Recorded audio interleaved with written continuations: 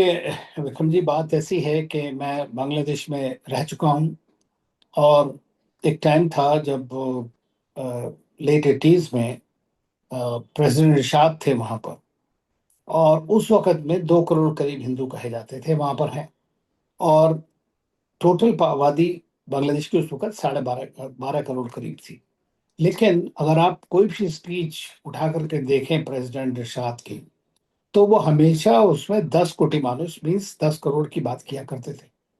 तो इससे एक बात तो ज़ाहिर है कि जो माइनॉरिटीज़ थी, चाहे वो हिंदू हों या दूसरे क्रिश्चियन या कोई और भी हैं, तो उनका कोई अस्तित्व वहाँ के जो पॉलिटिकल स्पेक्ट्रम में नहीं है। लेकिन ये बात प्रैक्टिकल वे में पॉलिटिको रिलीजियस मैनर में हो सकती है। असलियत में वहाँ पर जो ज़्यादातर लोग थे, बांग्लादेशी या बंगाली, कल्चर उनके लिए ज़्यादा इम्पोर्टेंट थी, इवन रिलीजन से भी ज़्यादा।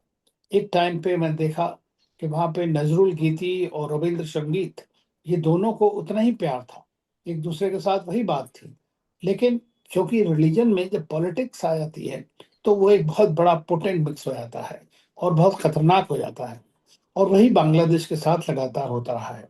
और जैसा आपने कहा कि अब घटते घटते 1 करोड़ के करीब आबादी हो गई है, तो आप इससे अंदाजा लगा सकते हैं कि वहां पर किस तरह की हालात हैं लोगों के, किस तरह उनको प्रोसिक्यूट किया जाता है। और ये बात हमने अब जब रिसेंटली पिछले अगस्त 5 का जो वहां पर एक तरह की क्रांति आई, तो उसमें टारगेट सबसे ज्यादा कौन बना? माइनॉरिटीज। और वो एक पॉलिटिकल वेंडेटा के रूप में बना। अभी रिसेंटली 1-2 डेथ्स हुई हैं, वो भी एक पॉलिटिकल वेंडेटा हुआ। तो ये चीजें अपने आप में सोसाइटी की तरफ से नहीं है, या वहाँ के सोशल फैब्रिक में नहीं है। ये वहाँ के जो मेन पॉलिटिको रिलीजियस लीडर्स हैं, वो इस चक्कर में पड़ जाते हैं। अब चाहे वो जमात इस्लामी जैसी पार्टी हो, जो बिल्कुल रैबिट फंडामेंटलिस्ट ग्रुप के हैं, तो हर सोसाइटी में कुछ ना कुछ एलिमेंट्स इस टाइप के होते हैं, जो जब भी कभी किसी देश के अंदर कोई सी भी उथल पुथल होती है, तो उसका पूरा लाभ एक नेगेटिव वे में उठाना चाहते हैं।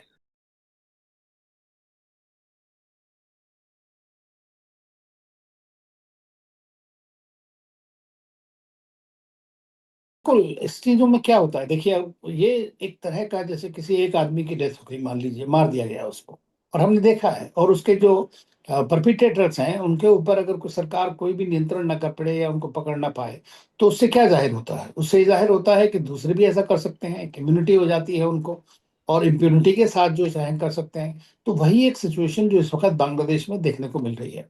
और तीसरी चीज ये है कि वो एंटी इंडिया स्टांस उन्होंने जो ले रखा है वहां की सरकार से, उससे वो इस तरह के ग्रुप्स जो है वो और भी ज्यादा एम्बोल्डन हो जाते हैं। और वही एक हम बांग्लादेश के अंदर एक पिक्यूलियरिटी, जो ये सोशल डिवाइड की देख रहे हैं, वो उसका भी एक बड़ा नतीजा है। और मैं यही समझता हूँ कि ये धीरे धीरे इस चीज को, इसमें अगर रोका नहीं गया, तो ये बहुत घातक होगा।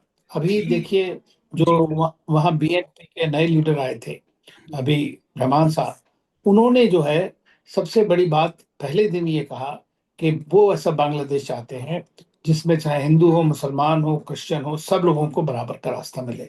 और अगर ये उनकी सरकार आती है, तो आशा ये करनी चाहिए कि हो सकता है कि इस तरह की बातों में कमी आ जाए।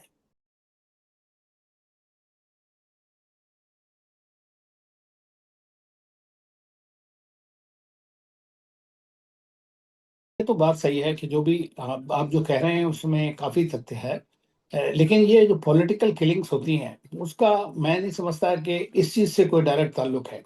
ये जो चीज है, ये वहां पर एक टारगेट बनाया जाता है ताकि एक पूरी माइनॉरिटी के अंदर एक खौफ बैठ जाए, तो कि वो इनसिक्योर हैं और उनको कोई बचा नहीं पा रहा है। तो ये इसलिए इस तरह की इंसिडेंट्स होती हैं। लेकिन जो पॉलिटिकल उसमें है, मैंने देखा है कि बहुत सारे हिंदूज हैं जो बीएनपी को भी सपोर्ट करते हैं, काफी हैं जो अवामी लीग को सपोर्ट करते थे, कुछ दूसरे पॉलिटिकल ग्रुप्स को भी करते हैं। लेकिन इसका मतलब ये नहीं है कि आप पॉलिटिकल, ये जिम्मेदारी किसकी है कि उसको रोके? ये जिम्मेदारी वहां की सरकार की है। अनफॉर्चुनेटली जो इस वक्त वहां पर सरकार है, उसने इस बारे में कोई भी ठोस कदम नहीं उठाए हैं कि जिससे कोई भी एक कॉन्फिडेंस माइनॉरिटीज में या इंटरनेशनल कम्युनिटी में जागे कि यस, जो हो रहा है वो गलत हो रहा है।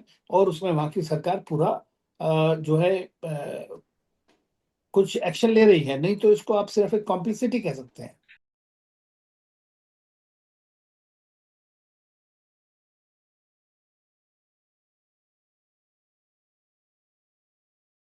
उसके बाद आप ये देखिए कि आज की डेट में कौन-सा रूल बेस्ड ऑर्डर है?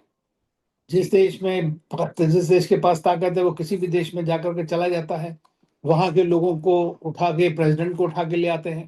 तो जी, आज की डेट में आप इस तरह की बात कैसे कह सकते हैं कि उनको ह्यूमैनिटेरियन कंसिडरेशन तो लास्ट रिसॉर्ट है। गाज़ा में क्या हो रहा है? जी, 70-80 हज़ार लोग मार दिए गए, क्या हुआ वहाँ पर? आप यमन में देखिए कितने लोग मारे गए हैं, आप सूडान के अंदर देखिए लगातार इतने लोग मारे जा रहे हैं। हम तो अभी 2-4 लोगों की, 10 लोगों की बात कर रहे हैं। तो आप इससे अंदाज़ा लगाइए किसी को इसमें इंटरेस्ट नहीं है। सब अपना जियोपॉलिटिकल एंड्स के लिए अपनी रोटी सेकने में लगे हुए हैं, दैट्स ऑल।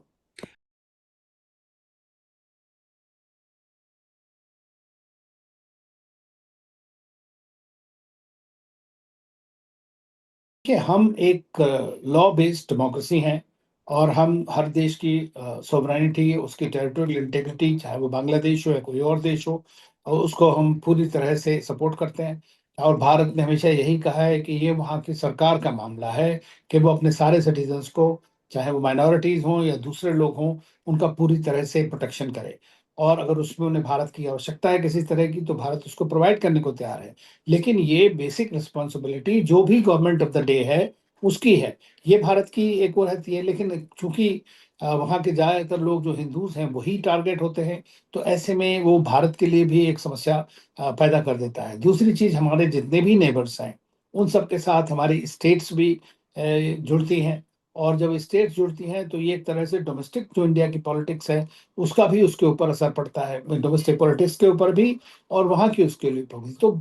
तो हमारे ऊपर एक 2 तरह का एक प्रश्न आ जाता है इसलिए।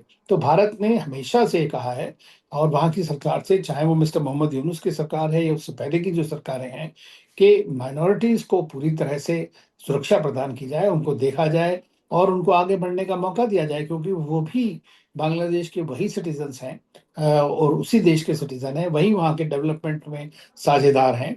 तो उनका ख़्याल रखना वहाँ की सरकार की ज़िम्मेदारी है।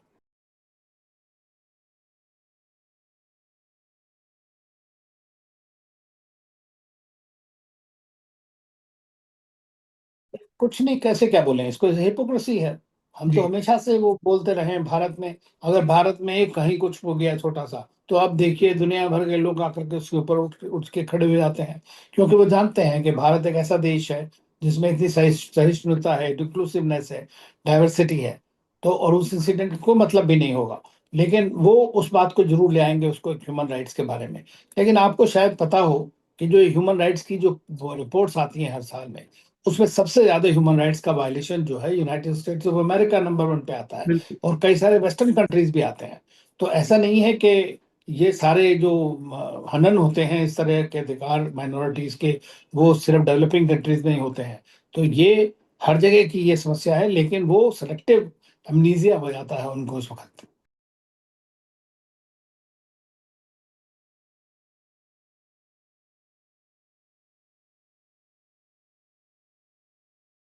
देखिए, मीडिया है कॉर्पोरेट हाउसेस का। मीडिया कोई ऐसा नहीं है कि इंडिपेंडेंट या कोई बड़ा क्रूसेडर मीडिया हो कि साहब हर एक गरीबों के उसके लिए करता जाए। ये एक बहुत बड़ी इंडस्ट्री है, और उस इंडस्ट्री का आप देखते हैं कि विदेशों में किस तरह से इतनी स्ट्रांग है कि वो पूरा एक तरह डिसइन्फॉर्मेशन कैंपेन करके सच को झूठ साबित कर देती है, झूठ को सच साबित कर देती है, क्योंकि 24 घंटे वो सब चलता है। और ये उसको सोशल मीडिया से वो और भी ज़्यादा कंपाउंड हो जाता है। तो आज की डेट में ये जो डिसइन्फॉर्मेशन कैंपेन्स भी हैं, या जिस तरह से आप कहें कि किसी के बारे में आपने उसको काले को सफ़ेद करना है, तो उसमें भी बड़ा पूरी तरह जुट जाते हैं। तीसरी चीज़ ये है कि इन सब चीज़ों को बिल्कुल एकदम इग्नोर कर देते हैं वो पूरा। तो ये मैं समझता हूँ कि काफ़ी बड़ी एक समस्या है, और ये एक जटिल समस्या है जो आज की डेट में, चूँकि रूल बेस्ड ऑर्डर बिल्कुल खत्म हो गया है, तो इंटरनेशनल जो ऑर्गनाइज़ेशंस कहिए या मल्टीलैटरल ऑर्गनाइज़ेशंस कहिए, उनकी उनकी वैल्यू भी काफ़ी गिर गई है इस बारे में। तो मैं समझता हूँ कि ये एक बड़ी समस्या है।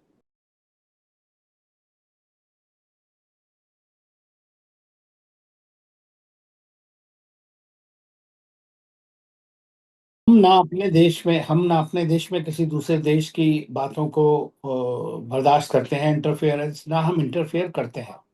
तो मैं नहीं समझता कि भारत जाएगा किसी ह्यूमन राइट्स काउंसिल में या कहीं पे जाकर बांग्लादेश की बात करेगा। हम बायलैटरली उस बात को बांग्लादेश के साथ उठाते हैं, उनकी सरकार को पूरी मदद करने की कोशिश करते हैं, ह्यूमैनिटेरियन असिस्टेंस चाहिए उसको देने की कोशिश करते हैं। और खाली ये इसलिए नहीं कि वो हिंदू हैं या मुसलमान हैं, इसलिए कि वो हमारे पड़ोसी हैं और उनको इसकी आवश्यकता है। और यही बात मैं समझता हूँ ज़्यादा इफ़ेक्टिव होती है, बजाय खाली किसी के ऊपर फिंगर पॉइंट करने के। और भारत की मेरे ख़्याल से तो हमेशा से यही पॉलिसी रही है कि अपने पड़ोसियों को मदद करें, चाहे नेबरहुड फर्स्ट पॉलिसी में एक नॉन रेसिप्रोकल सपोर्ट उनको प्रोवाइड करते हैं।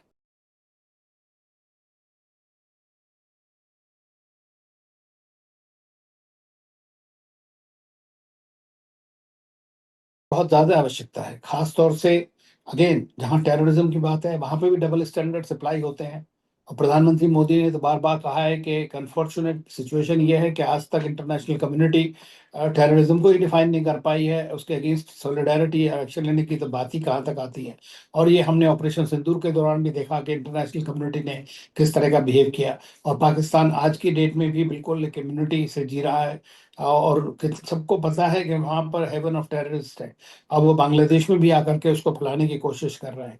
तो इसलिए सबसे ज़्यादा आवश्यक चीज़ ये है कि एक तो हमें अपनी आंतरिक सुरक्षा को, अपना इंटरनल कोहेशन को बढ़ाना है, ताकि हमारे यहाँ पे इंटरनल समस्याएँ किसी तरह की ना हो। और दूसरा चीज़ है कि बॉर्डर को पूरी तरह हमें विजिलेंट रहना है।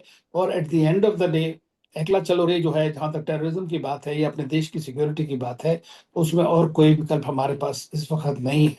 क्योंकि दुनिया जो है वो दोहरे मापदंड से जी रही है। ख़ास तौर से इम्पोर्टेंट पावरफुल कंट्रीज़ जो हैं, वो अपने पर्सनल इंटरेस्ट के लिए, जियोपॉलिटिकल इंटरेस्ट के लिए जो वो समझते हैं वही करते हैं।